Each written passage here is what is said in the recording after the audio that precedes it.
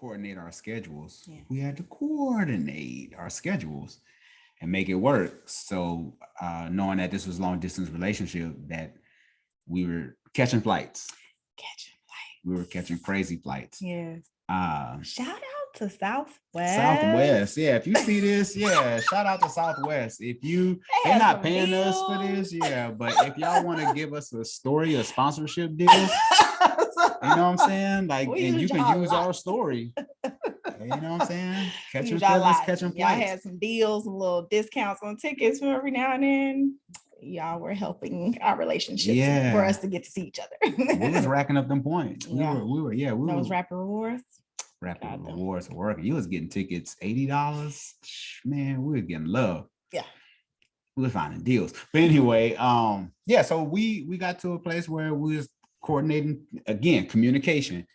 We're gonna catch this flight here. This is when we can connect again. Boom. This is, and then there was one time where we went a span of maybe 6 weeks, 7 weeks where we didn't even see each other.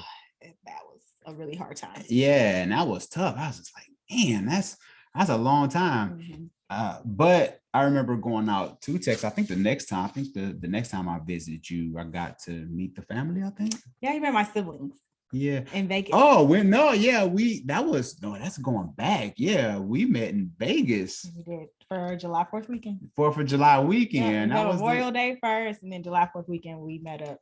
That's true. I met your brother and your sister. We did. That is so true. Wow. Yeah. Yeah. The Vegas trip. We had fun in the Vegas trip. Fun. We turned up in Vegas.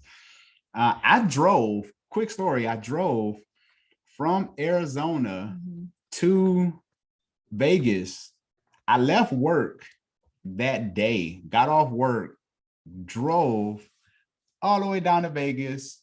I think I stayed. Did I even stay a night? Or I stayed a night, and then I drove all the way back to go to work. Yeah, so it was crazy like that. Like we was kicking it. So again, these storylines, I'm saying all these things. If he want to make time for you, he will. If I'm willing to drive a different state and go back to work the next, the following day after, I mean, come on. He lived down the street from you and he won't even call you. So, yeah. But anyway, yeah, y'all know me. Y'all know how I rock. Yeah, so we was catching flights, and what happened after that? We had a lot of stuff going on. I think after that was almost about 3 months in, and I think around 3 months that's when I proposed. In August, you proposed. Yeah. Now, people will ask, how did you know she was the one? Again, I was running her through the ringer. These were some small things that I needed to know. And I'm sure she had her list too. I'm pretty sure she had a checklist of things that she required, because here it is. I'm going through a whole freaking divorce. You know what I'm saying? So I know she's like, but it was the mental stimulation. It was a personal relationship with God. She was fun. And when I say fun, I'm talking about just having fun in different facets of life. Like we could just do different. We just go to painting with a twist. We just doing all kind of different stuff together, different experiences for me that I haven't had before. And I think this, and our whole thing with our mission statement is love God, love God, serve God, love family, create dope memories. Yep. That's the thing. You want to create dope memories. Yes. And that's what we were doing throughout this time. So I remember one day I went to the mall. We talked that morning, and I went to the mall and I told myself, if I find this ring that I think she's gonna like, I know this is it. I already know I wanted to marry her, but on top of that, I was like, it's in the cards. If I go to the mall today and this is going to be the day, I know this is.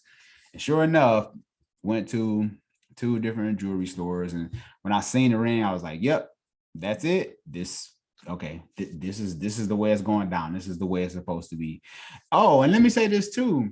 I think what helped us a lot was we both wanted to marry. We did. I think that's important, because a lot of people get into relationships and one person want to get married, but not the other person. And you never had a Be discussion. on one accord about that, for sure. Marriage and possibly kids too. Y'all should both be on the same page about kids, because that was another conversation. That's a whole. Shoot, I forgot about that. Because Sean didn't want more children. I was 40 with a 14-year-old daughter. You were what, 28 with a 3-year-old? Mm-hmm. I was like, I'm done. Mm-hmm. I'm like, why? Why have any more kids? I'm done. I'm 4 years away. I'm 4 years away from freedom. And of course, the kids never leave you, you know, but I was 4 years away. 4 years, y'all. Oh, it's so sad. God knows best. God knows what he wants. And honestly, would I recommend to women, you know, if a man is very stern or you know, a man, and to the fellas too, if a woman is saying she doesn't want more children, or a man is saying he doesn't want more children, can you compromise? Of course. But if somebody's really like, I don't want this, and you force them to doing something that they don't want, I feel like that can grow resentment. Mm-hmm. But I think it's definitely important to be on the same page about kids and marriage. Like, y'all both want to be married and y'all both want children. If you know y'all are both not on that same page, it can cause resentment later on in the relationship. And then also you could be wasting your time, you know, because you could be with somebody who actually wants the same things that you want. Funny though, because Sean did not want more children, and he had two within 3 years. He kept giving me kids to make. Okay. So God knows best. God knew what, you know, I would throw in little plugs because I knew he didn't want any more children. And I came to accept it. I was like, oh, okay, well, it's fine. I have a child. He has a child. They have siblings. You know, they're going to be each other's siblings. I was like, and I come from a big family. My child will be okay.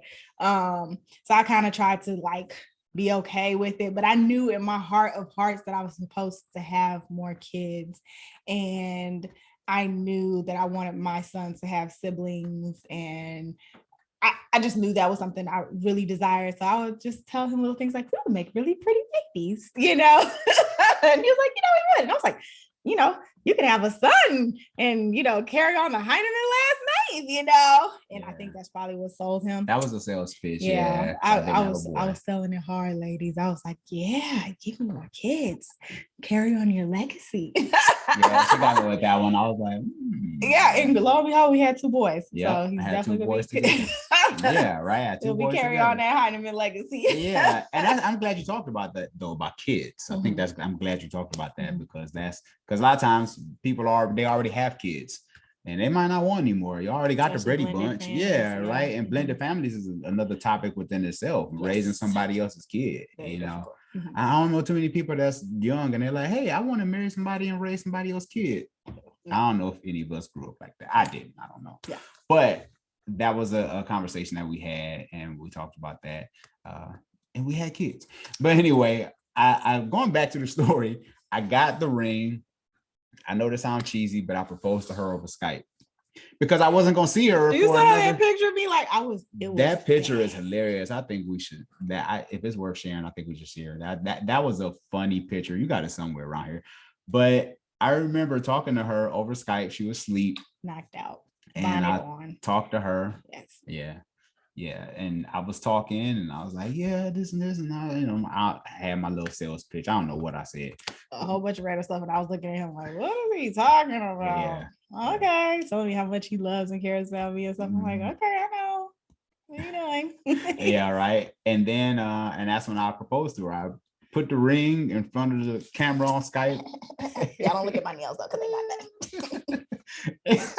And she had the crying emoji face. It was snot nose. I was just surprised, but then I was angry because he did it over Skype. And so if I went and told everybody I was engaged, the first thing they're gonna do is look at your finger like, where's the ring? And I'm like, but I don't have one, you know. So of course no one's gonna believe me. And we had a lot of naysayers. We had a lot of them. Friends and family, a lot of them. And of course, and logically, I understand. Here it is, you coming up out of a divorce, you ready to jump right into a marriage. You marrying somebody older than you, 12-year age gap, this guy that you met on Instagram, right?